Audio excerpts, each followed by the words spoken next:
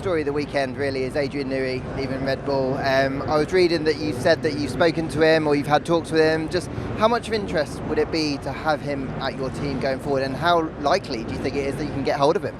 All good questions. It was a very light conversation. He's an icon of the sport and someone that I very much look up to. If you look at every team he's been to, they haven't just turned into winners, they've turned into championship dominating entities. That includes McLaren, ourselves, that includes fundamentally Red Bull, or where they are.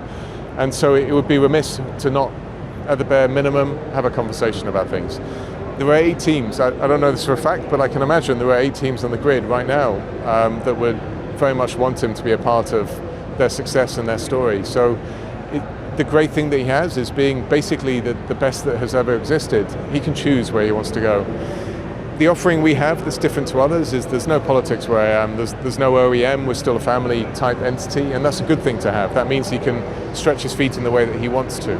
But it's now down to him to really decide what direction he wants to take, and that you have to ask him directly for. So have you already booked your next meeting in with him? Did you get that feel that he was tempted by your offer? We haven't got the next meeting in, but I'm sure it will happen, let's put it that way.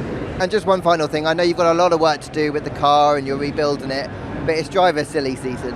Yeah. Is Kimi Antonelli under consideration for you guys? So there was a rumour going around he'll be in the car for Imola. He won't be in the car for Imola. What we're doing at the moment is evaluating drivers for 26 and 25.